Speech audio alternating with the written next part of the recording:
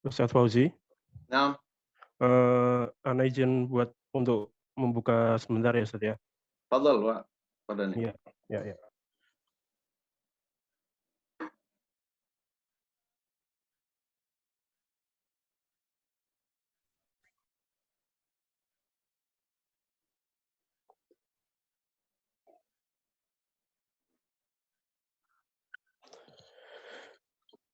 Baik. Assalamualaikum warahmatullahi wabarakatuh. Waalaikumsalam warahmatullahi wabarakatuh. Alhamdulillah, Alhamdulillah hamdan katsiran thayyiban mubarakan fih kama yuhibbu rabbuna wa yarda wa asyhadu an la ilaha illallah wa asyhadu anna Muhammadan abduhu wa rasuluh. Allahumma shalli wa sallim wa barik ala Muhammad wa ala alihi wa ashabihi wa man tabi'ahum bi ihsanin ila yaumiddin. Amma ba'd. Alhamdulillah, segala puji bagi Allah yang kita diizinkan untuk bertemu kembali untuk melaksanakan kegiatan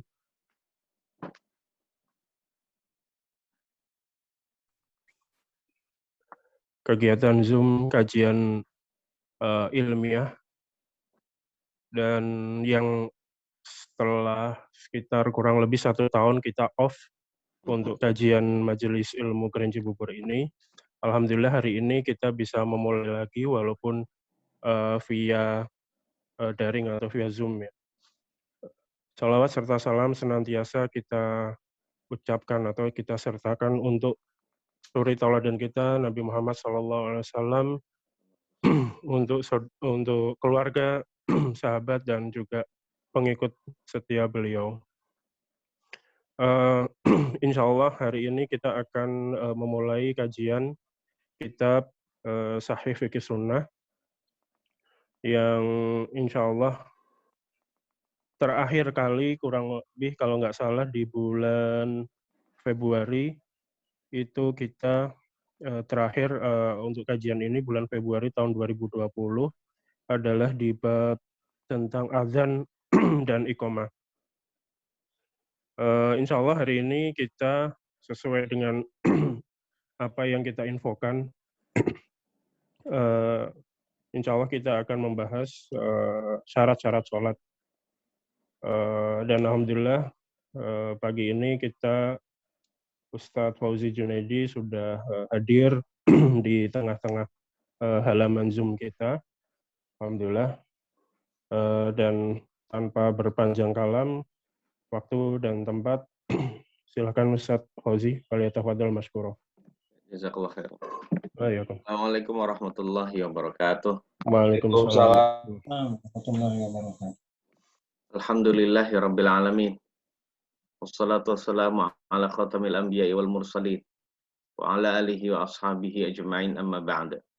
Fa inna ahsanal kalami kalamullah wa khairal hadi hadi Muhammadin sallallahu alaihi wasallam wa syarral umuri muhdatsatuha wa kullu muhdatsatin bid'ah wa kullu bid'atin dhalalah wa kullu dhalalatin finnar amma ba'da. Ma'asyiral muslimin, jamaah Masjid Al-Ikhlas, perumahan Kerinci Bubur yang saya muliakan dan yang saya cintai lillahi ta'ala. Puji dan syukur kehadirat Allah, segala kenikmatan dan karunia-Nya sampai detik ini juga, yang tidak Allah kurangi, bahkan Allah selalu curahkan dan limpahkan pada kita semua. Allah masih memberikan kita sehat, nikmat afiat. Saat banyak orang nggak sehat dan juga banyak terkena musibah, Allah memberikan kita nikmat panjang umur saat banyak hamba Allah yang sudah Allah cabut nyawanya. Dan juga kenikmatan yang lain yang sangat banyak, dan diantara nikmat yang paling besar adalah Allah masih menetapkan kita di dalam hidayah Islam, iman, dan akidah yang sahih. Ini sekali lagi jamaah sekalian adalah kenikmatan yang sangat besar, yang tidak terhingga, tidak bisa dinilai dengan dunia dan seisinya. Dan juga nikmat yang harus kita ingat-ingat adalah Allah masih memberikan kita kemauan, kemampuan, dan juga kesempatan untuk bisa kembali thalabul ilmi. Setelah tadi kata Pak Dani 1 tahun tidak membahas lagi bab masalah fikih ya mas sekalian. Sebab kalau mau menanti pandemi ini berakhir, nggak ngaji-ngaji kita gitu ya. Ya memang sudahlah, mungkin lebih baik kita caranya seperti ini saja. Yang penting ya linknya di-share, yang mengikuti silakan, yang enggak ya tidak mengapa. Yang penting kita berniat untuk bisa sama-sama men-share kebaikan agar Allah memberikan selalu kebaikan pada kita semua. Jamaah sekalian yang dirahmati oleh Allah Subhanahu wa taala, kita akan langsungkan saja. Kita akan mulai saja kajian tentang masalah fikih yang berkenaan dengan syarat-syarat sholat. Nah, tentang masalah syarat-syarat sholat ini jamaah sekalian, ini adalah perkara yang sangat penting harus dipelajari oleh setiap umat Islam. Umat Islam tidak hanya cukup belajar tata cara sholat, tidak demikian. Mereka juga harus belajar tentang syarat-syaratnya sholat itu apa. Sebab satu syarat saja tidak terpenuhi, maka sholatnya tidak sah, gitu ya. Nah, makanya ya harus mempelajarinya. Kemudian harus juga mempelajari rukunnya, nanti kita akan bahas. Kemudian harus juga mempelajari tentang pembatalnya. Untuk bisa menyempurnakannya lagi, harus mempelajari kembali sunnah-sunnahnya sholat. Ada lagi yang disebut al-manhiyatu fis sholat, larang-larangan dan kesalahan-kesalahan di dalam sholat.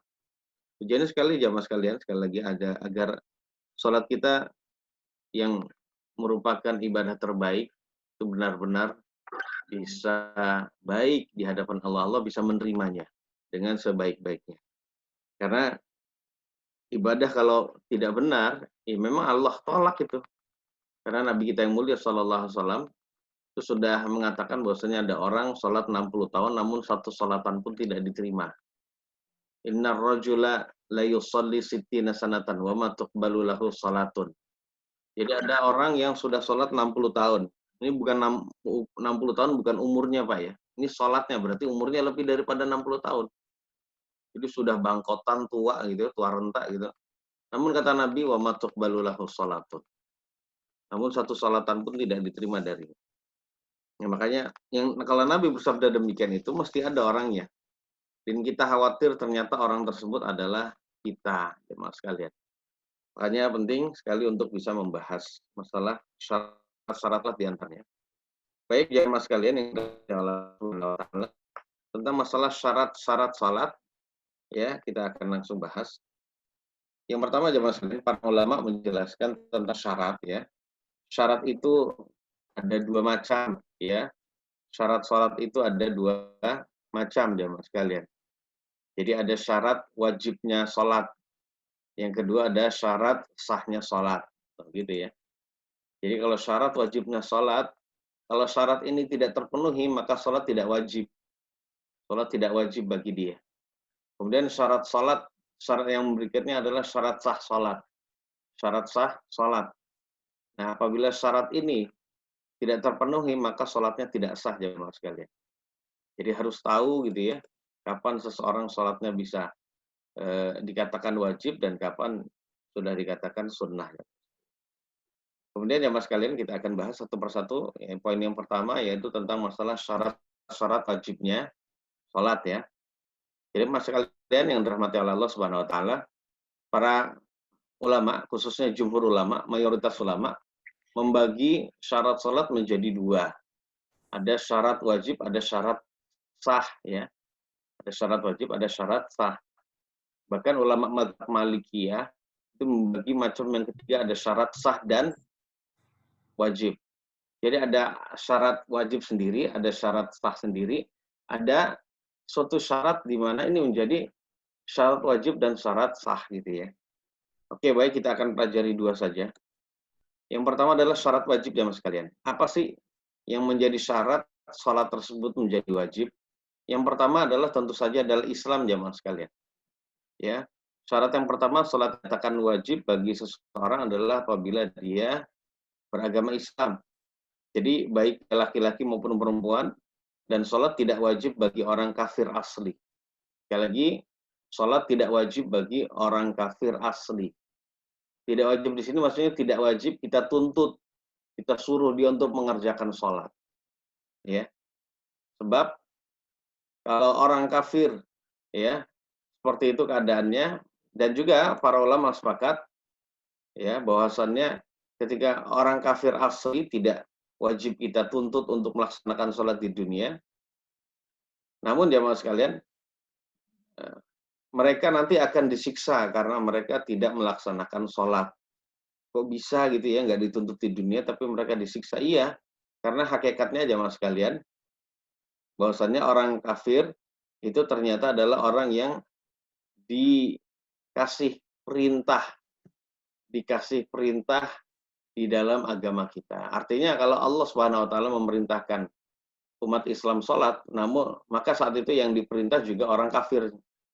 Jadi ketika Allah Subhanahu wa taala memerintahkan manusia sholat, maka masuk di dalam perintah tersebut tidak hanya orang beriman tapi orang kafir pun masuk. Nah, ketika dia tidak melaksanakannya, maka saat itu dia siksa oleh Allah nanti akan dikarenakan dia tidak sholat. Jadi nanti orang kafir itu hukumannya berat ya mas kalian.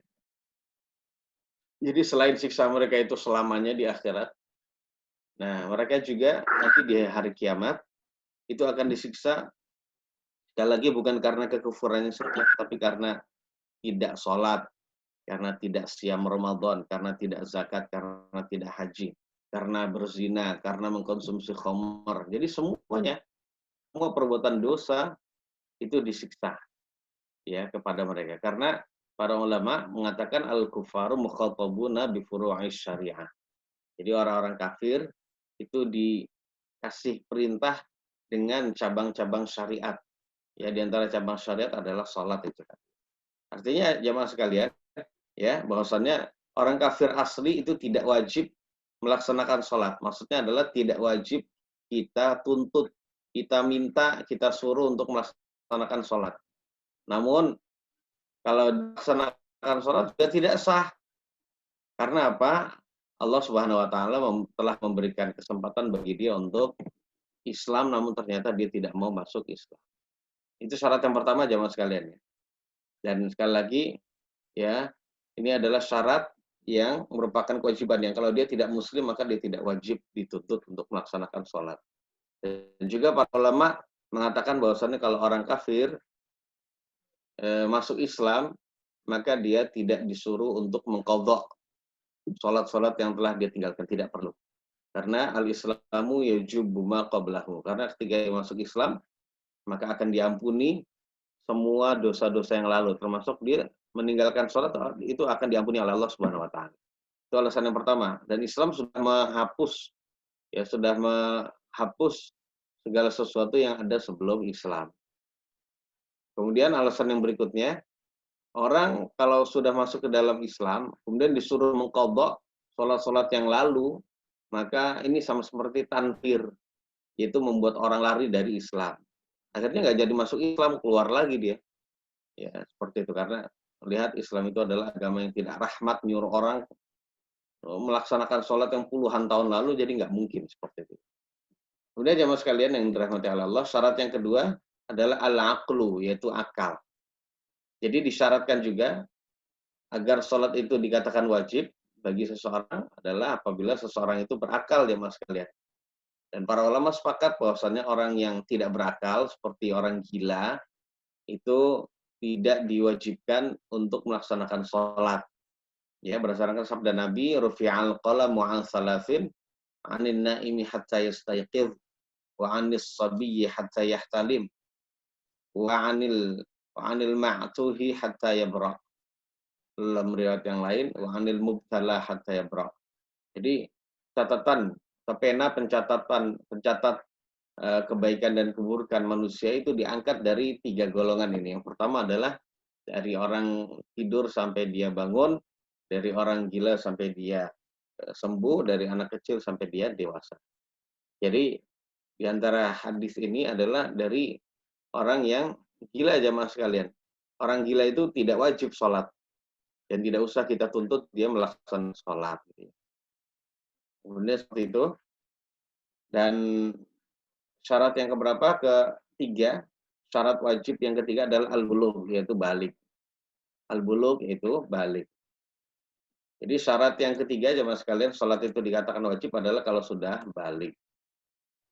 Nah, artinya apa? Kalau belum balik itu tidak wajib sholat. Sekali lagi, kalau belum balik itu belum wajib sholat. Itu tidak wajib melaksanakan sholat. Namun, walaupun belum balik, di situ ada perintah bagi walinya, bagi orang tuanya anak kecil, untuk memerintahkan dia sholat kalau dia sudah masuk umur 7 tahun.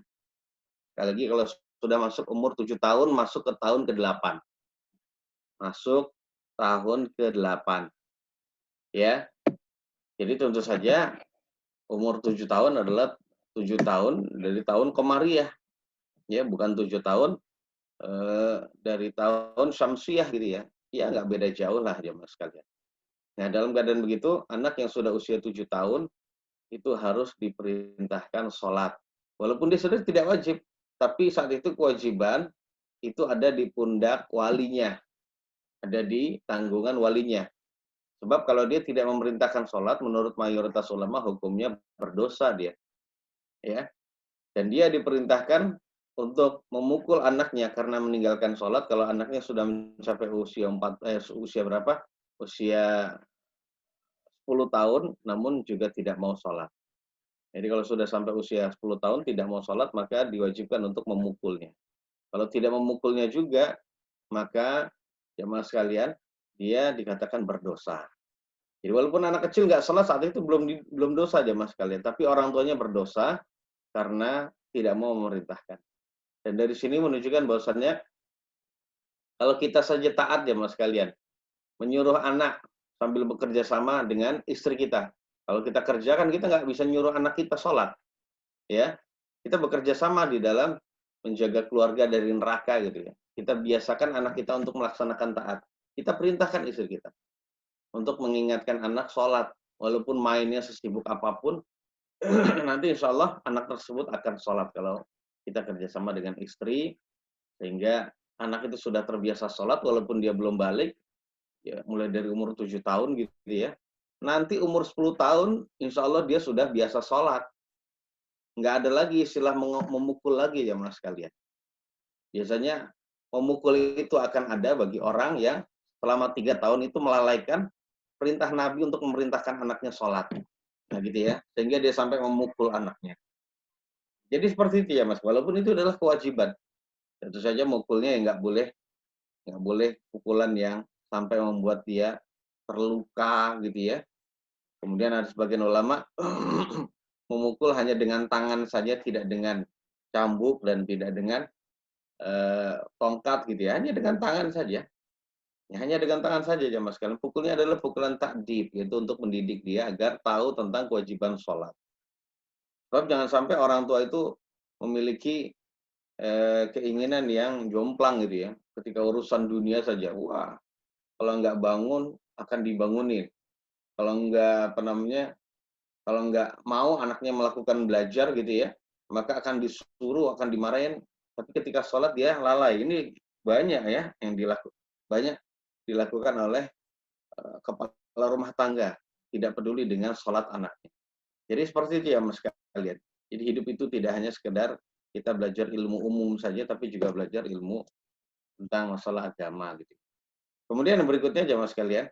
Jadi ada tiga saja ya syarat wajibnya sholat. Yang pertama Islam, yang kedua akal, yang ketiga adalah baligh. Bulugh itu adalah baligh. Ya mohon dihafal Pak, untuk menghafal mudah dia. Jadi Islam, akal, dan juga baligh. Salah satu saja tidak ada, maka saat itu tidak wajib melaksanakan sholat. Kemudian yang berikutnya adalah poin yang kedua jamaah sekalian adalah syurutu sihhatis sholat. Itu syarat-syarat sahnya sholat jamaah sekalian. Syarat-syarat sahnya sholat.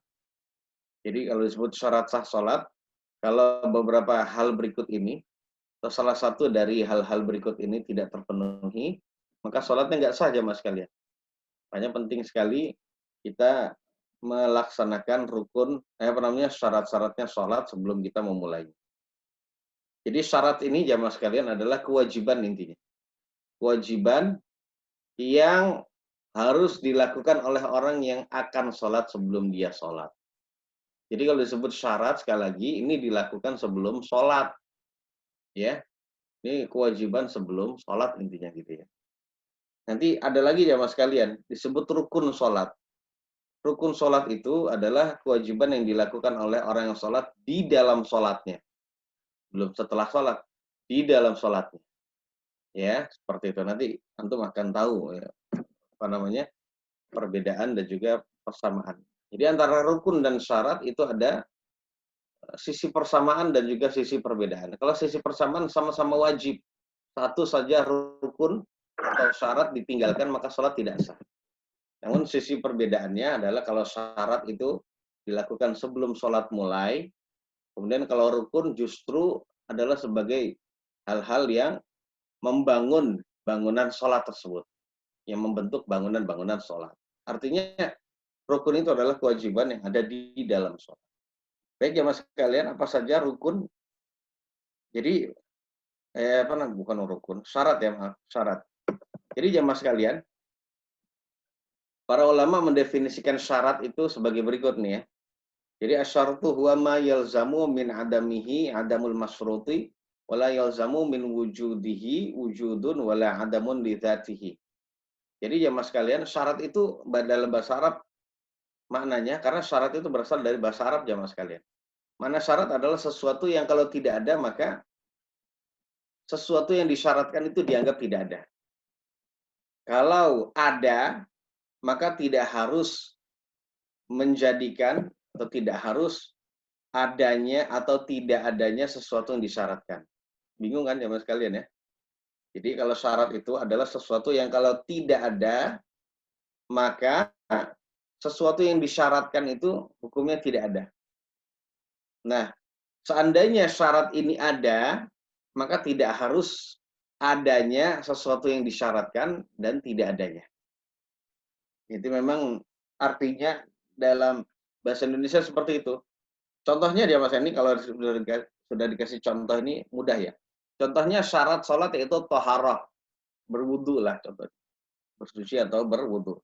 Apabila syarat ini, ya Mas kalian, syarat wudu ini tidak ada, maka kita katakan sholatnya dianggap tidak ada. Sholatnya batal, sholatnya tidak sah. Namun, kalau toharoh ini ada, maka tidak mengharuskan sholat itu ada. Misalnya, karena apa? Orang itu juga terkadang disyariatkan untuk berwudu bukan untuk sholat saja. Karena bisa jadi dia disyariatkan untuk wudu, disyariatkan wudu karena dia ingin melakukan tawaf, atau dia ingin menyentuh mushaf, atau dia ingin melakukan ini dan itu, ya, seperti yang sudah kita pernah bahas ya Mas kalian ya. Karena di antara wudu yang sunnah itu adalah wudu seperti mau tidur gitu ya, seperti mau zikir pada Allah. Nah intinya seperti itu. Jadi kalau habis wudu tidak harus kita sholat. Jadi nggak ada keharusan kita sholat atau tidak sholat gitu ya.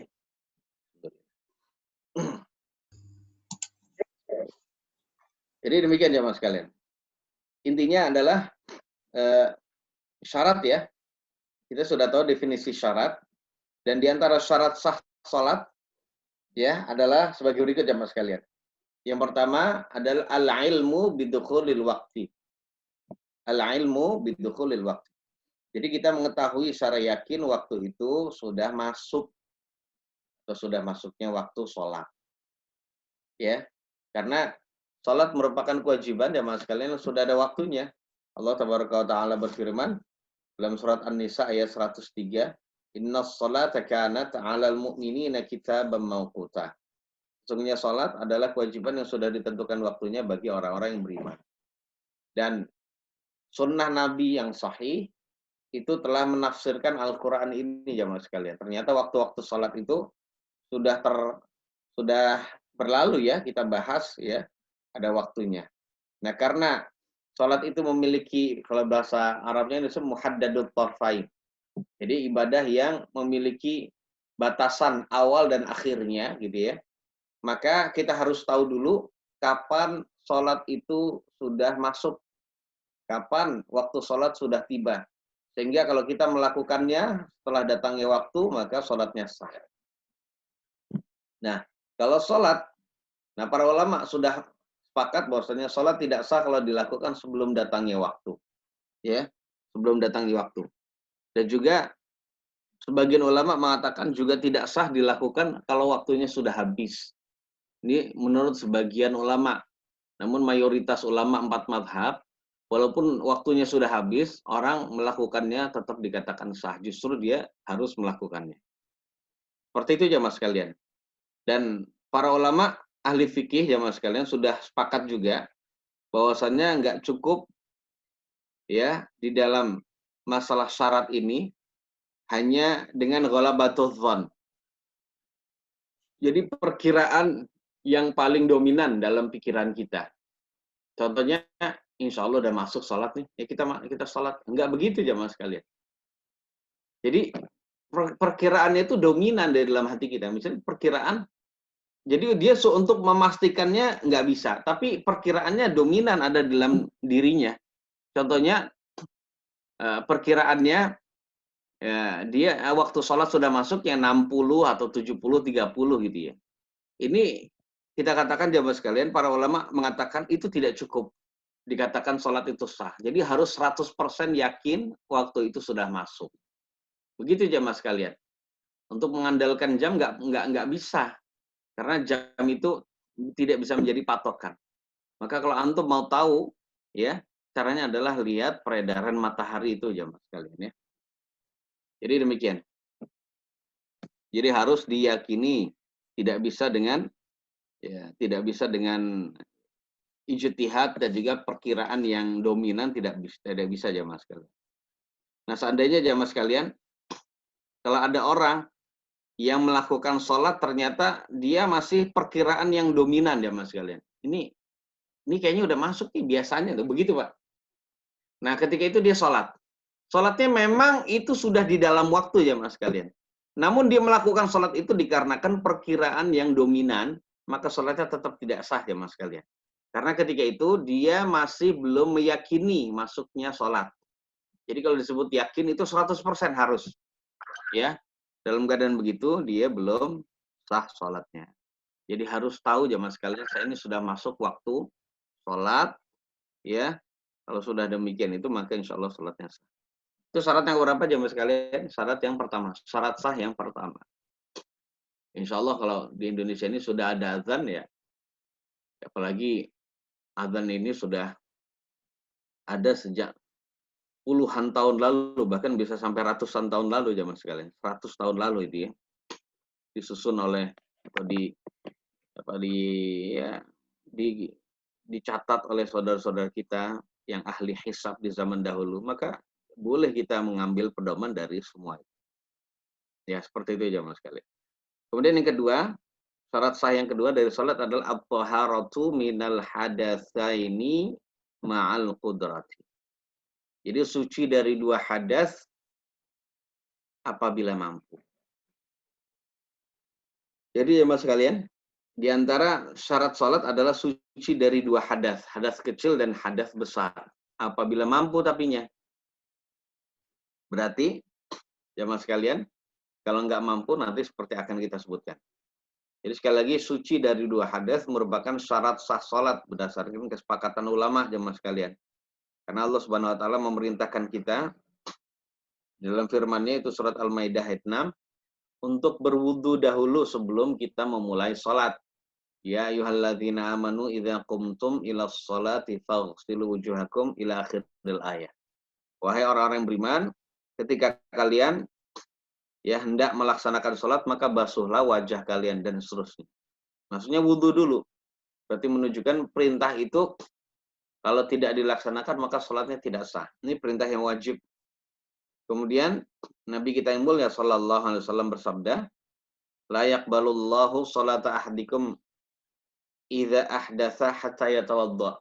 Jadi Allah tidak menerima sholatnya salah satu kalian ketika dia sudah berhadas gitu ya, sampai dia berwudu.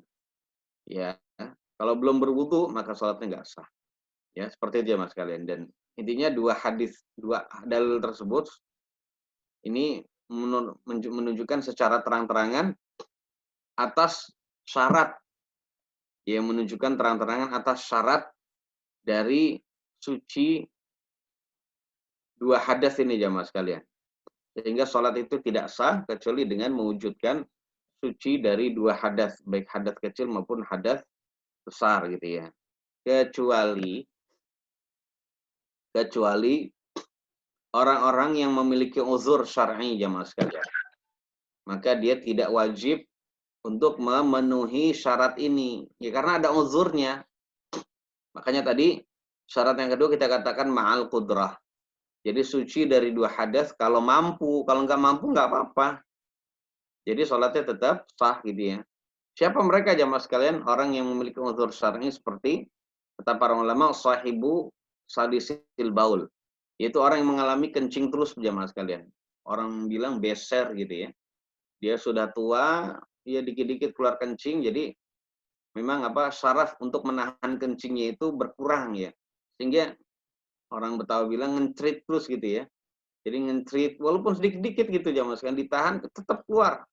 Nah, dalam keadaan demikian itu ya dia sering seperti itu sehingga dia memakai pampersnya orang dewasa. Nah, dalam keadaan demikian itu orang seperti ini apakah nggak wajib sholat? Tetap wajib sholat. Caranya gimana? Ya dia harus mensucikan setiap kali dia mau sholat, ganti pembalutnya, kemudian melaksanakan sholat. Setelah diganti pampersnya, dia berwudu. Setelah berwudu masih keluar, maka insya Allah akan dimaafkan. Nggak masalah, dia tidak wajib untuk mengulangi wudunya. Karena saat itu dia sedang mengalami uzur jamaah sekalian. Ya, begitu juga ada orang yang dikit-dikit kentut jamaah sekalian. Dikit-dikit kentut dan tidak bisa ditahan. Ya, kentutnya tuh bolak-balik. Ya, dalam keadaan termasuk, nah keluar angin terus gitu ya. Baik keluar angin di kemaluannya atau di duburnya. Ada perempuan itu di kemaluannya itu mengeluarkan mengeluarkan angin. Karena menurut mayoritas ulama, perempuan yang mengeluarkan angin pada kemaluannya itu juga termasuk batal jamaah sekalian.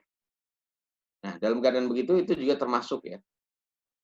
Termasuk juga orang yang ada uzur adalah perempuan yang mengalami istihadah. Perempuan yang mengalami istihadah itu perempuan yang keluar darah terus, padahal itu bukan waktunya keluar darah, bukan waktunya haid.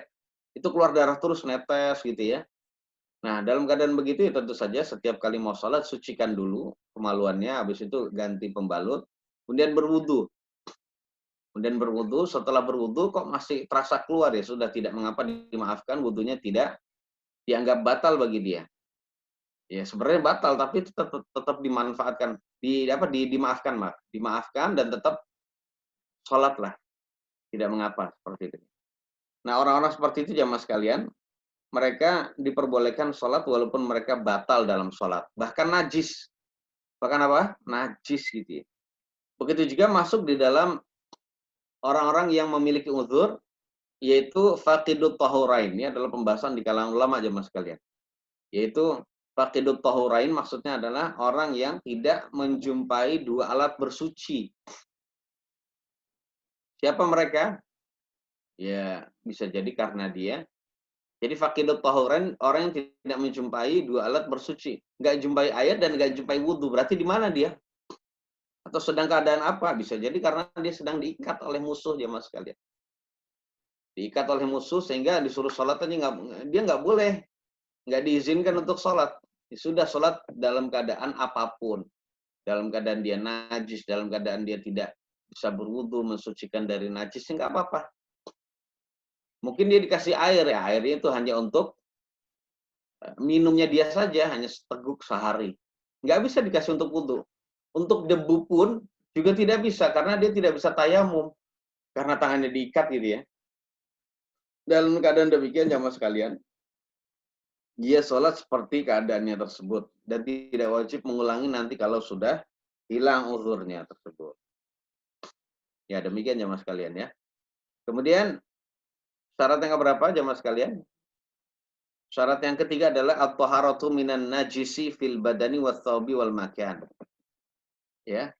Itu syarat yang berikutnya adalah suci dari najis pada tubuhnya, tempat sholatnya dan juga pakaiannya.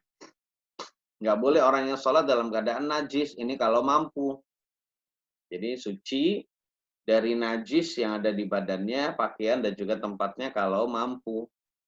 Ya, karena kita diperintahkan dalam banyak ayat dan juga hadis Nabi, bahwasanya kita disuruh untuk mensucikan najis. Jadi disuruh untuk mensucikan najis itu karena untuk sholat ya mas sekalian, untuk menghadap Allah Subhanahu Wa Taala. Karena tidak layak bagi kita sholat dalam keadaan ada najis.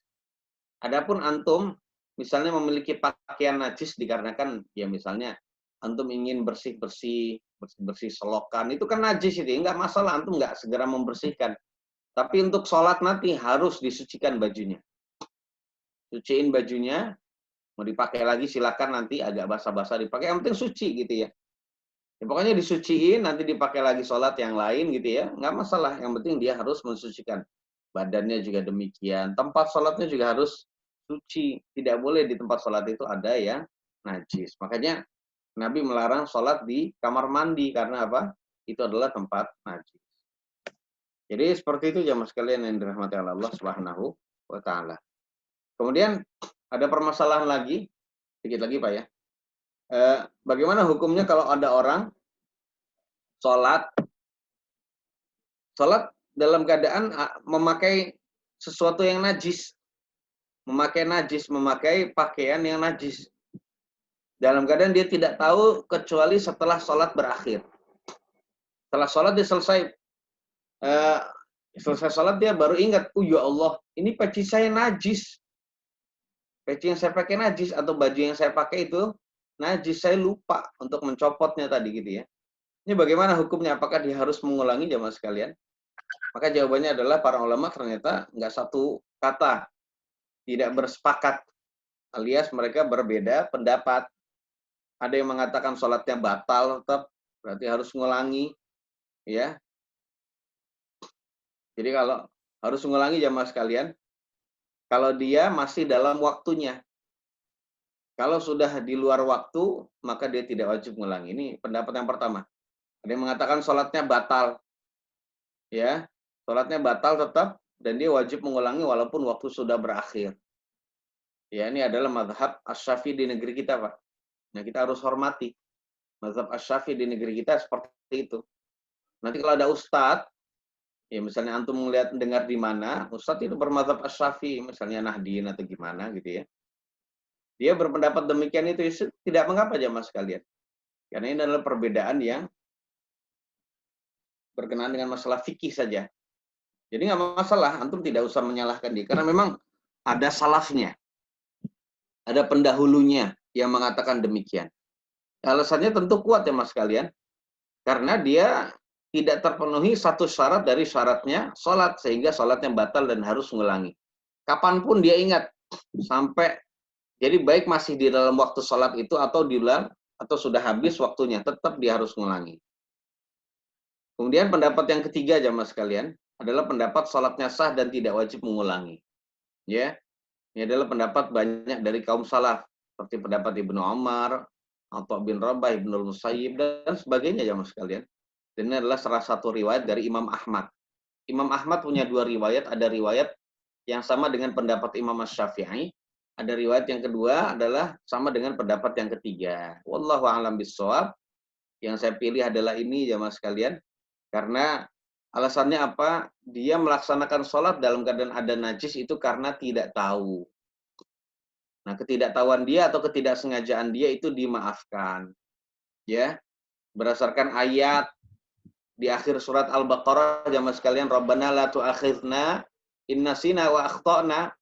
Wahai Rabb kami, janganlah engkau siksa kami, jangan engkau hukum kami jika kami lupa atau kami keliru, gitu ya. Kemudian di dalam hadis sahih, saat hamba itu berkata demikian, Allah berfirman, qad fa'altu, saya telah melakukannya. Artinya di dalam syariat ini jamaah sekalian, syariat ini mengakui dan sudah dikabulkan oleh Allah kalau hamba itu salah, ya, kelirunya itu karena tidak sengaja dan lupa, maka saat itu dimaafkan. Jadi seperti itu ya mas kalian ya. Wallahu a'lam bishawab. Ya silakan antum memilih pendapat yang kedua boleh. Ya, memilih pendapat yang ketiga boleh, pendapat yang pertama juga boleh, silakan. Karena ini hanya perbedaan masalah fikih saja, tidak usah ya kita bertentangan ya mas. Kemudian jamaah sekalian yang dirahmati oleh Allah Subhanahu wa taala, tentang masalah sholat. Berkenaan dengan masalah kan kita sudah tahu sholat itu harus di tempat yang suci gitu ya. Lalu adakah tempat yang dilarang untuk kita laksanakan sholat? Jawabannya adalah ada jamaah sekalian. Jadi ada beberapa tempat yang kita dilarang melakukan sholat. Di antaranya adalah pertama kandang onta. Ya, kandang onta. Di kandang onta adalah tempat yang kita tidak boleh melakukan sholat di situ. Karena Nabi mengatakan bahwasanya itu adalah tempat yang dihadiri setan. Tempat yang didatangi setan itu kandang onta, jamaah sekalian. Walaupun ontanya itu adalah ya hewan yang barokah, jamaah sekalian, tapi sholat di situ tidak boleh. Betapa tidak, jamaah sekalian. Sholat di situ di tempat binatang yang besar. Kalau kita sedang sholat kemudian ontanya itu menginjak kita, gimana? Ya meninggal kita, jamaah sekalian, atau ketendang, atau kita mungkin perubuhan gitu ya, dia lagi main-main, maka saat itu kita mati di situ.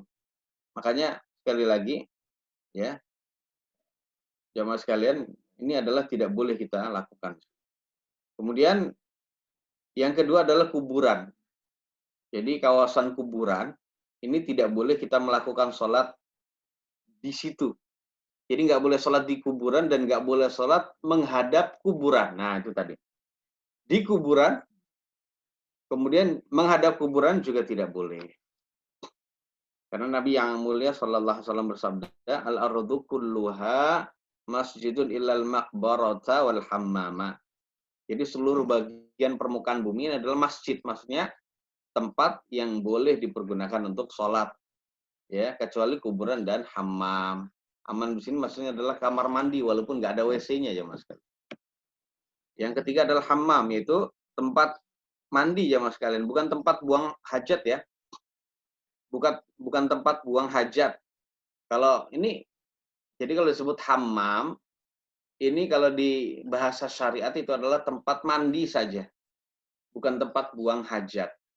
Jadi kalau ada tempat hanya untuk mandi saja, tidak untuk tempat buang hajat, maka itu disebut hammam. Ya, seperti itu aja mas.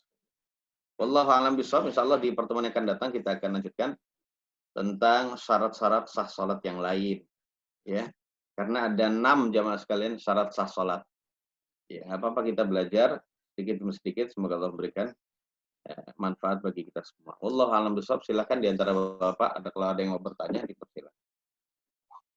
Saya silakan di jamaah yang ada pertanyaan bisa langsung atau via chat juga boleh, silakan. Ya, pertanyaannya berkenaan dengan ini atau yang lain, silakan selagi saya bisa, insya Allah saya akan jawab. Izin bertanya, Ustaz. Monggo silakan Bapak. Saya Indra, Ustaz. Iya, Bapak Indra silakan. Ustaz, berkenaan dengan seseorang yang alaf baru masuk Islam misalkan. Itu kan dia ketika baru masuk Islam, misalkan di waktu-waktu tertentu, itu kan setelah dia bersyahadat, berarti dia sudah terkena kewajiban untuk sholat diantaranya, Ustaz ya. Sementara mungkin dia belum belajar untuk sholat atau baru mau belajar sholat. Seperti itu, adakah rukhsah atau apa untuk orang tersebut? Baik, pertanyaan bagus ya dari Pak Indra. Sudah Bapak Indra? Ya itu aja Ustaz. Baik. Jadi tentang masalah mu'allaf, ketika dia sudah mengucapkan syahadat yang memenuhi syarat-syaratnya, maka dia masuk ke dalam Islam. Lalu pertanyaannya, apakah dia sudah diwajibkan untuk sholat? Jawabannya jamaah sekalian, ya, kalau dia belum mengetahui kewajiban sholat, maka dia belum diwajibkan sholat. Karena memang kita diperintahkan untuk mendakwahkan seorang itu secara tadarruj, bertahap. Yang pertama, dakwah yang paling penting adalah dia diperintahkan untuk bertauhid dulu pada Allah, meninggalkan syirik, untuk mengakui, meyakini sepenuhnya bahwasanya Tuhan, contohnya ya, Tuhan Yesus atau Tuhan yang lain yang mereka pertuhankan sebelumnya, itu harus diyakini bahwasanya itu adalah Tuhan yang batil, yang tidak sah persembahannya. Penyembahannya juga tidak sah, ibadah kepada mereka tidak sah. Yang sah hanya kepada Allah saja, dan Muhammad itu adalah utusan Allah. Udah, itu dua dulu. Setelah itu, kalau dia sudah mengakui, baru saat itu kita ajari. Makanya seorang mu'alaf itu harus dibimbing ya mas sekalian. Entah dibimbing dengan cara dia diberitahu, atau mungkin masuk ke dalam lembaga mu'alaf sendiri, agar dia benar-benar bisa dibimbing. Diteruskan pendidikannya, jangan berhenti sampai di situ saja dia. Sehingga dia mengerti yang berikutnya adalah tentang kewajiban sholat. Kemudian setelah, ya kalau disebut kewajiban sholat, dia juga harus diajari dalam pembimbingannya itu, dia harus belajar tentang seperti tadi, jamaah sekalian. tentang syarat-syaratnya sholat. Termasuk dia diajari harus berwudunya bagaimana. Kemudian tentang rukunnya sholat, tentang pembatalnya sholat. Kalau sudah demikian itu, insya Allah sholatnya sah, berarti saat itu diwajibkan yang berikutnya. Dikasih tahu tentang kewajiban zakat. Ya, kalau dia termasuk orang kaya, dia sudah tahu kewajiban zakat dan sudah melaksanakannya, baru kewajiban yang lain. Jadi bertahap ya mas kalian. Jadi disenangkan dulu dia dalam Islam. Setelah dia masuk Islam, jangan kasih tahu, kamu harus sholat loh. Tar dulu jamaah sekalian. Tar dulu. Kalau dia belum tahu kewajibannya, belum mendengar perintah dari Allah dan Rasul gitu ya, jangan langsung diperintahkan dulu. Ya, jadi seperti itu. Jadi dalam rangka untuk bisa menyenangkan dia dulu. Cuman ya tidak terlalu lama gitu ya. Ya hanya itu kan mungkin beberapa hari saja gitu, baru saat itu dia diberitahu tentang wajibnya sholat. Ya, seperti itu. Makanya orang yang baru masuk Islam itu dikasih motivasi bahwasanya agama Islam adalah agama yang sangat menyanjung ilmu, ya, sangat menyanjung ilmu. Tujuannya agar dia benar-benar bisa semangat untuk menuntut ilmu, ya, sehingga bisa mengetahui larangan yang di dalamnya mesti ada bahaya sehingga agama kita melarangnya. Kemudian ketika dia berilmu, dia akan banyak tahu perintah. Sambil dikasih tahu bahwasanya di dalam perintah mesti ada kebaikan, makanya kita diperintahkan untuk melakukannya. Jadi begitu Pak Indra. Allahu a'lam bishawab. Ustaz, syukran jawabannya, Ustaz. Afwan, Pak. Monggo silakan Bapak yang lain. Berkenan dengan ini atau yang lain, monggo silakan. Ya. Nah, tentang masalah sholat di kuburan ya jamaah sekalian. Tadi kita katakan sholat di kuburan tidak boleh. Begitu juga menghadap kuburan juga tidak boleh. Namun di sini ada pengecualian yang tadi saya lupa bacakan ya. Itu ada hadis riwayat dari Imam Muslim. Diperbolehkan ya mas kalian, sholat jenazah di atas atau sholat jenazah di kuburan setelah dimakamkan gitu. Misalnya kalau kita ingin menghadiri ingin melayat gitu ya. Ternyata kita telat, jenazahnya sudah dimakamkan. Ya, para pentakziah juga sudah pada pulang gitu ya. Kita datang, sudah ketika datang ke rumahnya sudah telat. Nah, sudah dikubur Mas gitu. Maka Bapak kalau ingin mendapatkan kebaikan, ingin mendapatkan pahala seperti pahala menyolati jenazah, itu pahalanya 1 qirot. 1 qirot itu sebesar Gunung Uhud, Pak. Bapak Ibu yang sudah ziarah ke Madinah tahu ya, Gunung Uhud sebesar apa itu. Itu bisa mendapatkan keutamaan sholat jenazah. Ya, kita sholati jenazah di kuburan. Nah, maka minta gitu ya kepada keluarga, oh sudah telat Pak ya gitu ya. Ya tolong tunjukkan kami kuburannya. Begitu Pak. Tunjukkan kami kuburannya. Maka saat itu kita bisa menuju sana. Ya wudhu dulu tentunya ya. Entah wudhu di kuburan sono atau wudhu di mana gitu. Pokoknya wudhu dulu. Setelah sampai di kuburan kita sholat seperti sholat jenazah gitu ya. Nah, itu diperbolehkan jamaah sekalian. Karena Nabi kita yang mulia sallallahu alaihi wasallam dalam hadis riwayat Imam Muslim itu juga pernah melakukan demikian. Beliau sholat di atas kuburan setelah jenazahnya itu dimakamkan. Beliau takbir sebanyak 4 kali. Kemudian dalam hadis yang lain ternyata nggak cuma sekali ya mas kalian ya. Nggak cuma sekali. Ya, kalau di atas itu hadis yang pertama dari Ibnu Abbas radhiyallahu anhuma. Hadis yang kedua dari Abu Hurairah. Nabi kita yang mulia sallallahu alaihi wasallam itu pernah bertanya tentang seseorang yang selalu membersihkan masjid, Pak. Ya, selalu membersihkan masjid. Nah, orang ini rajin membersihin masjid. Kalau sekarang marbotnya gitu, Pak. Suatu ketika kok Nabi nggak ngelihat ini orang ini mana gitu ya. Jadi nggak kelihatan kemana ini ya. Biasanya kan kelihatan itu dia ngemungutin kain-kain perca yang ada di masjid. Mungutin gitu aja, Mas. Terus Nabi nggak ngelihat. Nah, kemudian Nabi bertanya tentang dia gitu ya. Kemudian para sahabat berkata bahwasanya mata ya Rasulullah. Dia telah wafat wahai Nabi. Kemudian Nabi bertanya, afala azantumuni? Kenapa kalian tidak ngasih tahu saya dia wafat gitu ya? Loh, Nabi benar-benar perhatian ya mas kalian. Diam-diam Nabi memperhatikan. Ya itulah Nabi Shallallahu Alaihi Wasallam. Walaupun beliau tidak ngomong, tapi beliau memperhatikan. Berarti menunjukkan apa yang dia lakukan selama ini adalah perbuatan yang mulia. Jadi Bapak Ibu sekalian, marbot kita itu adalah orang mulia di mata Nabi, yang mulia alaihi salatu wasallam. Tidak boleh kita meremehkan dia ya. Kemudian ya sahabat mengatakan bahwasanya beliau meninggal di waktu malam Nabi, dan kami khawatir membangunkan engkau, memberatkan engkau di waktu malam, sehingga kami menguburkan juga di waktu malam. Kata sahabat demikian. Karena para sahabat itu menganggap kayak apa ya? Ya dia orang biasa Nabi, ya nggak usah lah engkau bangun gitu ya. Dia orang biasa udah cukup kami saja wahai Nabi. Seakan-akan sahabat bukan meremehkan dalam pengertian yang dosa aja mas kalian. Dia menganggap ini orang biasa, gitu ya. Namun Nabi SAW bersabda, dulluni ala qabrihi. Kalau dalam riwayat yang lain, dulluni ala qabriha. Jadi kalau begitu tunjukkan saya kuburannya. Kuburannya gitu ya. Kemudian akhirnya Nabi mendatangi kuburannya, kemudian sholat di situ jamaah sekalian. Hadis yang kedua ini sahih riwayat Imam Al-Bukhari dan Muslim. Berarti disyariatkan jamaah sekalian ya. Dan ini diperbolehkan juga oleh jumhur ulama. Wallahu a'lam bishawab. Nggak masalah. Prakteknya, tata caranya seperti sholat jenazah yang kita lakukan. Berarti sholat yang dilarang adalah sholat yang ada ruku dan sujudnya jamaah sekalian. Nggak boleh sholat di kuburan. Wallahu a'lam. Silakan, ada lagi Bapak Ibu. Ustadz Afwan, itu Fadol, Pak. menghadapnya tetap ke kiblat apa ke kuburannya apa gimana? Baik, tetap menghadapnya ke arah kiblat. Tetap menghadapnya ke arah kiblat. Jadi ke arah, bukan ke arah kuburannya. Jadi sebenarnya ya arahnya kuburan, tapi maksud kita bukan bermaksud mengarah ke kuburan, tapi mengarah ke kiblat, Pak. Tetap ke arah kiblat. Sesuai dengan arah wajahnya jenazah. Kan insya Allah kita tahu orang Islam itu ya.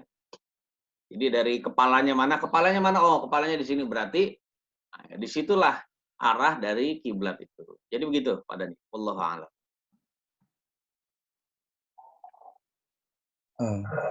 Bismillahirrahmanirrahim. Assalamualaikum warahmatullahi wabarakatuh, Ustaz. Waalaikumsalam warahmatullahi wabarakatuh, Pak Erik. Ya, Ana Erik, Ustaz, dari Gresik Bogor, Ustaz. Ya. Apa Ustaz, izin bertanya tentang jamak qasar, Ustaz, dan sekaligus kewajiban berjamaah bagi ikhwan. Misalkan kita ada syafal Ustaz, tapi mungkin ke rumah kakek, rumah nenek, mungkin di luar kota, itu kapan kita melakukan di jamaah qasar, Ustaz, ya, dan bagaimana dengan kita berjamaah di tempat itu, Ustaz? Mungkin seperti itu, Ustaz. Apa kita wajib berjamaah tapi kita berjamaah qasar, atau kita jamaah qasar aja, kita punya keutamaan, punya usul jamaah qasar, seperti itu. Bisa Pak Ustaz. Assalamualaikum warahmatullahi wabarakatuh.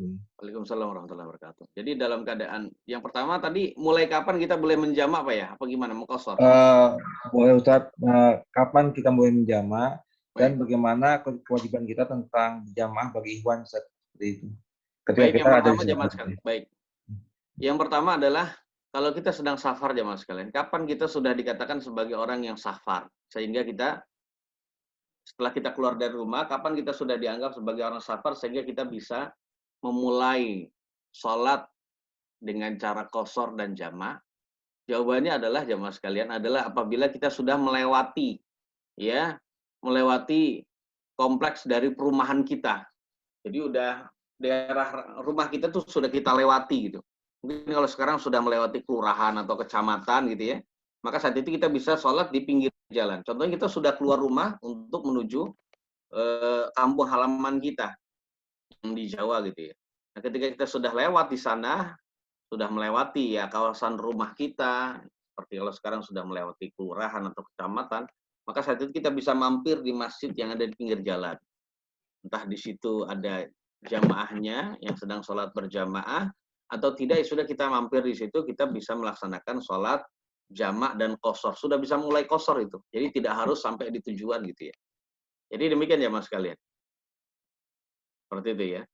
Jadi misalnya kalau kita di Cibubur, kalau rumah saya misalnya di Mekarsari ya Mas sekalian ya, Mekarsari Cimanggis ya, Depok itu. Apabila saya ingin ke Jawa gitu, ingin pulang kampung mudik, contohnya Semarang gitu, maka saya harus keluar dulu dari rumah. Jadi nggak boleh saya sholat jamak dan qasar di rumah atau di masjid yang di dekat rumah, tidak boleh. Itu saat itu tidak sah ya Mas sekalian. Caranya gimana? Ya sudah keluar dulu, misalnya keluar menjelang zuhur, kemudian sampai merapat di suatu masjid, di situ ya sudah waktu zuhur. Maka saat itu saya boleh melakukan sholat di situ. Pas zuhur 2, asar 2. Itu kalau kita sholatnya sendirian atau sholatnya hanya bersama rombongan safar kita. Namun kalau di situ orang berjamaah jamaah sekalian, maka kita harus melakukan sholat zuhur 4, Langsung asar juga boleh karena kita ingin segera nyampe, nggak pengen lama-lama kita mau berhenti gitu di rest area karena belum sholat asar gitu ya. Ya kita sekalian sholat asar 2 rakaat sekalian. Cuma syaratnya kalau antum ingin melakukan sholat jamak zuhur dan asar, jamak takdim gitu ya berarti ya. Nah setelah sholat zuhur langsung antum mengerjakan sholat asar. Jangan zikir dulu jamaah sekalian. Setelah antum sholat zuhur 4 rakaat bersama jamaah gitu ya. Di situ 4 rakaat karena bersama dengan jamaah setempat gitu. Maka saat itu antum langsung mundur ke belakang melakukan sholat 2 rakaat secara berjamaah atau sendirian silakan. Nah gitu ya. Maka saat itu sudah sah. Jadi tidak boleh dipisah dengan zikir. Zikirnya nanti setelah yang kedua saja, setelah sholat asar yang berjumlah 2 rakaat. Kemudian tentang kewajiban sholat berjamaah bagi musafir, jawabannya adalah safar itu adalah salah satu rukhsah atau kemurahan, keringanan, kita tidak wajib lagi melaksanakan sholat berjamaah, khususnya bagi laki-laki ya. Bagi laki-laki, pendapat yang saya pilih adalah pendapat yang mengatakan wajibnya sholat berjamaah bagi laki-laki. Namun, kewajiban tersebut adalah kewajiban yang apabila memenuhi syaratnya. Kalau mengalami kondisi-kondisi tertentu yang menyebabkan dia tidak wajib, maka sholat jamaah bagi laki-laki sekalipun tidak wajib. Di antaranya adalah kondisi apa? Kondisi sakit atau kondisi khawatir sakit, ya mas sekalian. Boleh ya. Kemudian kondisi khauf, rasa khawatir terhadap musuh, termasuk rasa khawatir terhadap penyakit itu boleh, nggak masalah. Kemudian kondisi hujan deras, bukan sekedar rintik-rintik ya mas sekalian, hujan deras, itu boleh kita menjamak sholat, gitu ya. Menjamak ya, bukan qasar ya, saya bilang menjamak saja gitu ya, dan lain-lain. Wallahu a'lam bishawab. Silakan Pak, ada lagi? Sudah jelas Pak Erik apa yang dijawab atau ya Pak Ustadz, berarti untuk walaupun kita misalkan ke rumah saya di Cibubur ke Sumedang, di Sumedang walaupun ada saya nyantai di Sumedang, saya boleh jam Ustadz ya, walaupun ada azan untuk bisa jamaah gitu ya? Boleh. Ya. Jadi gini Pak, misalnya rumah saya di Semarang, kampung halaman saya di Semarang misalnya contohnya, saya dari Jakarta ke Semarang, sampai di tujuan itu masih dikatakan sebagai musafir Pak. Jadi kalau ulama menjelaskan musafir itu ada dua macam, ada yang musafir sa'ir dan musafir nazil.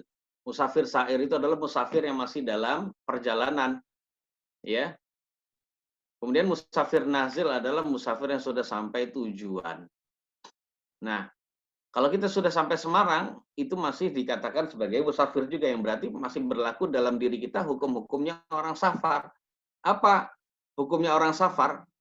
Jadi hukum orang safar di saat itu adalah kita tidak wajib sholat berjamaah. Tidak wajib itu bukan berarti tidak boleh. Boleh dan bahkan lebih utama tetap berjamaah. Karena antum akan mendapatkan pahala yang sangat besar saat tetap melaksanakan sholat berjamaah di sekitar rumah itu. Hadiri sholat berjamaah. Kemudian tidak wajib Jumatan juga. Namanya tidak wajib bukan berarti tidak boleh Jumatan. Atau kalau ingin mendapatkan keutamaannya Jumatan tetap. Tapi ini nggak wajib saja. Nggak wajib puasa Ramadan. Namanya nggak wajib, apakah nggak boleh puasa? Tetap boleh. Ya gitu ya. Kemudian diperbolehkan untuk menjamak sholat. Disunnahkan untuk mengqashah sholatnya. Jadi gitu jamaah sekalian. Itu hukum-hukum yang berlaku ketika itu. Kemudian pertanyaannya, setelah kita sampai tujuan, berapa lama kita masih dikatakan safar, masih dikatakan sebagai musafir? Maka untuk pendapat yang lebih hati-hati, saya pilih adalah itu hanya 4 hari jamaah sekalian.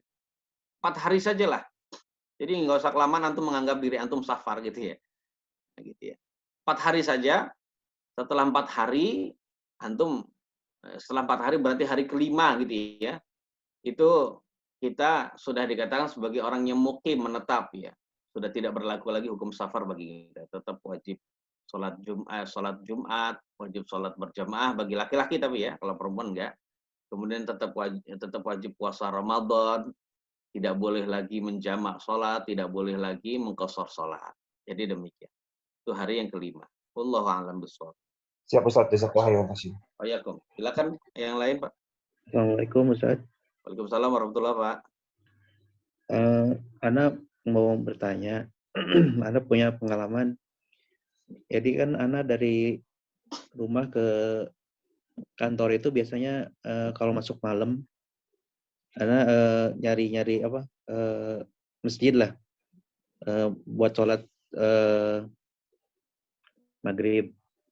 Setelah itu Ana nemu masjid di daerah Ciracas apa ya, lupa Ana.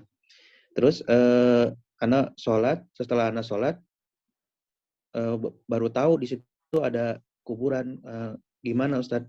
Sholatnya sah apa enggak gitu? Ada Kuburannya di kuburan mana, Pak? Kuburannya di mana? di depan masjid gitu. Depan masjid tapi sudah ada pembatas ini ya, pembatas tembok kiblat gitu ya. Nggak ada. Nggak ada. Jadi di kuburannya tuh dipakai kayak bangunan gitu. Cuman Ana baru tahu di situ ada tulisan gitu, kuburan apa gitu. Baik, maksud Anda gini, Pak. Kuburan itu hanya di areal yang di dalam pagar masjid kan, tidak di dalam masjid gitu. Di dalam masjid, maksudnya di areal masjid, di halamannya. Oh, di halamannya. Iya. Ya kan? Bukan di dalamnya kan, bukan di dalam masjid tempat sholat. Tapi itu masuk areal masjid saja. Iya, maksudnya areal masjid dan saja. Itu di depan biasanya. Sebelum itu Ustadz sebelum pintu masuknya gitu. Oh gitu. Berarti di belakangnya. Oh baik. Jadi kalau sudah demikian itu sholatnya tetap sah, Pak. Karena yang dilarang itu adalah kalau kuburan tersebut di dalam. Saya ulang, di dalam masjid. Makanya saya nanya tadi. Sebab areal sekitar masjid itu halamannya, walaupun itu masih dalam wakaf masjid, tanah wakaf masjid, itu bukan dikatakan masjid. Wallahu a'lam bishawab, jadi begitu. Jadi tetap sah hukumnya. Dan itu adalah fatwa Syekh bin Baz yang pernah saya baca. Jadi kalau kuburan itu berada di belakang atau di depan, yang penting tidak berada di dalam masjid. Kalau dia di arah depan masjid, itu sudah ditutup, sudah dihalangi dengan tembok masjid yang tinggi, tembok kiblat yang tinggi, arah kiblat yang tinggi.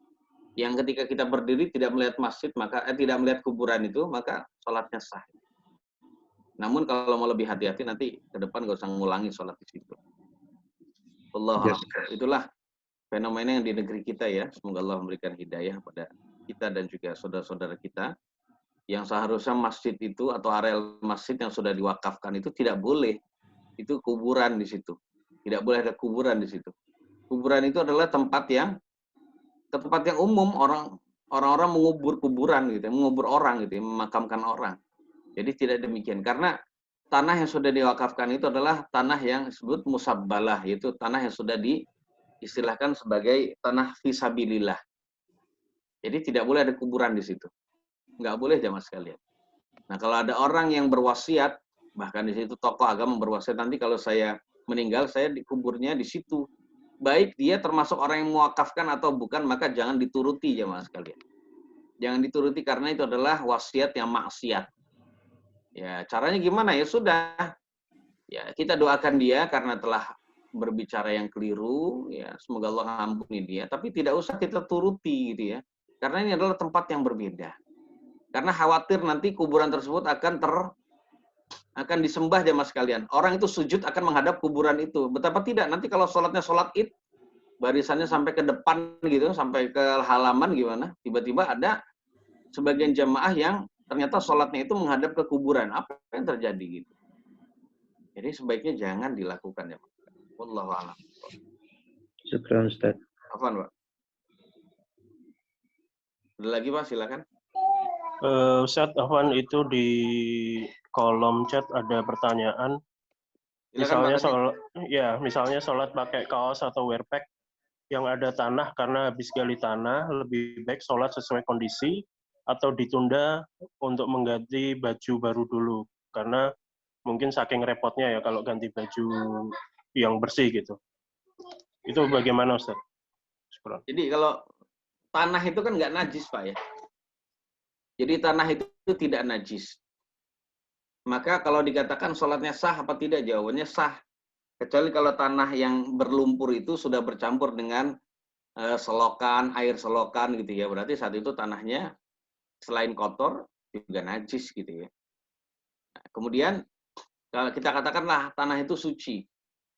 Jawabannya kita kan bahasa sholat itu sah. Cuma untuk lebih baiknya, karena sholat ini kita menghadap Allah dalam rangka kita mengagungkan Allah, merendahkan diri kita kepada Allah Subhanahu wa taala, maka sebaiknya diganti. Orang yang sudah tahu pekerjaannya itu adalah pekerjaan yang mohon maaf berhubungan dengan hal-hal yang kotor seperti itu, dia harus memiliki persiapan untuk membawa pakaian yang suci, pakaian yang bersih, bahkan wangi. Sehingga masuk waktu sholat azan, dia berhenti dulu pekerjaannya, dia mandi dulu, habis itu ganti baju, habis itu setelah sholat selesai, memenuhi haknya Allah, maka saat itu dia ganti baju lagi, baju yang kotor lagi tadi. Seperti itu seharusnya. Dia saat itu sudah memenuhi hak Allah, yang sudah banyak memberikan dia rezeki dan juga memenuhi hak dirinya sendiri serta keluarga, yaitu dengan mencari nafkah. Orang yang seperti ini adalah orang yang bahagia, jemaah sekalian.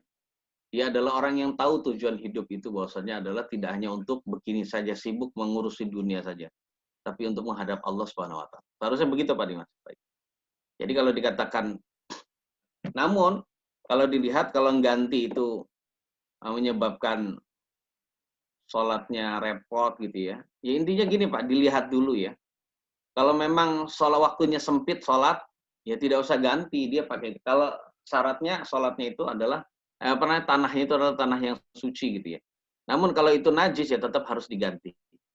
Segera Pak, jangan ditunda-tunda. Izin kepada atasannya, dan atasannya kewajibannya adalah untuk mengizinkan. Jadi seperti itu. Wallahu a'lam. Ada lagi Pak, silakan. Assalamualaikum Ustaz. Waalaikumsalam Pak Doni. Barakallah Ustaz. Apa nih meneruskan pertanyaan dari Abu Mahat gitu. Jadi tadi saya sampaikan salah satu tempat yang tidak boleh untuk sholat adalah tempat mandi ya, kamar mandi. Iya. Begitu. Kalau dalam kondisi darurat misalnya sholat, katakan masuk waktu maghrib, terkunci di dalam kamar mandi begitu Ustaz. Nah, sampai dalam jangka waktu yang lama, katakan maghrib itu kan pendek gitu ya. Iya. Sampai masuk isya. Nah, karena dibetulkan belum selesai, apakah kita sholat di dalam kamar mandi, katakan tempatnya cukup lah gitu, atau kita mengkodoknya Ustaz, di waktu lain. Assalamualaikum warahmatullahi wabarakatuh. Waalaikumsalam warahmatullahi wabarakatuh. Jadi jamaah sekalian, kalau kita sudah tahu bahwasanya kamar mandi itu adalah tempat larangan, maka kita tidak boleh sholat di situ. Kalau kondisi yang demikian itu, maka ya kita lakukanlah sholat. Lakukan sholat walaupun itu sudah habis waktunya, Pak. Jadi tetap tidak boleh di situ. Dan seandainya dia melakukan sholat setelah waktunya habis, maka hukumnya wallahualam dia sama seperti golongan orang yang lupa atau ketiduran. Sama seperti golongan orang yang lupa dan ketiduran yang dia waktunya adalah sampai dia mampu, sampai dia ingat, sampai dia bangun saja gitu ya. Jadi demikian. Wallahu a'lam bishawab. Begitu Pak. Jadi jangan sholat di situ, tidak boleh Pak. Gitu. Berbeda, iya. Berbeda dengan kondisi kalau dia dalam keadaan najis, nggak ada ganti baju ya. Nah dia nggak ada ganti nih gimana? Dan dia bisa memang ada ganti, tapi dalam keadaan sudah habis waktunya. Ya. Nah, kalau seperti ini berbeda Pak. Karena dia bisa melaksanakan sholat di tempat yang boleh Pak. Di tempat yang boleh, yang tidak dilarang gitu ya. Sedangkan kalau dia sholatnya di tempat yang sudah najis, membuat najis bajunya, tempatnya, dan tempat itu termasuk yang dilarang jamaah sekalian. Jadi tidak boleh. Wallahu a'lam bishawab. Kalau yang sholat di kamar mandi ini tidak boleh, tapi kalau sholat dalam keadaan pakaian najis, karena dia tidak ada ganti, dan itu karena untuk menjaga waktu, itu boleh seperti itu Pak. Wallahu a'lam. Silakan Pak.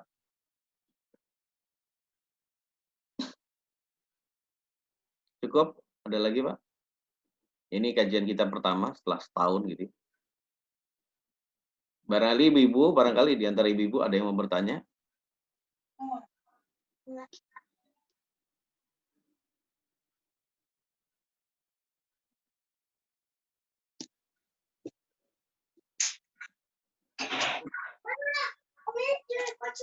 Gimana Pak Dimas, cukup apa gimana? Nah, Ustaz, kayaknya udah cukup. Waktunya juga udah jam 6:30. Baik. Itulah Bapak Ibu sekalian kajian kita di pagi hari ini. Dan kajian berikutnya juga penting ya Mas sekalian untuk kita ketahui. Karena berkenaan dengan masalah syarat sholat yang harus kita ketahui, kita sebagai umat Islam harus tahu. Tidak boleh umat Islam itu tidak mengerti tentang tata cara sholat dan juga syarat-syaratnya. Secara mendetail usahakan kita bisa mengetahui. Dan semoga Allah memberikan kita kesempatan untuk bisa bertemu lagi di masa-masa yang akan datang gitu ya. Dan semoga Allah memberikan faedahnya, manfaatnya bagi saya dan juga bagi Bapak Ibu sekalian dan seluruh umat Islam yang ada dengan kajian ini. Dan kalau ada kekurangan, kekeliruan, itu murni dari saya dan juga dari syaitan. Mohon maaf yang sebesar-besarnya. Ada kekurangannya, sekali lagi mohon maaf yang sebesar-besarnya. Kita tutup. Subhanakallahumma wabihamdik. Asyhadu an la ilaha illa anta astaghfiruka wa atubu ilaik. Wassalamualaikum warahmatullahi wabarakatuh. Waalaikumsalam warahmatullahi wabarakatuh. Dan jazakumullah khairan Ustaz atas kajiannya. Dan untuk jamaah yang mungkin terlambat mungkin bisa nanti insya Allah akan kita upload recordingnya di FB atau di YouTube kita di Majelis Ilmu Grand Cibubur. Syukran, jazakumullah khair. Assalamualaikum warahmatullahi wabarakatuh. Waalaikumsalam warahmatullahi wabarakatuh. Ustaz Omdani.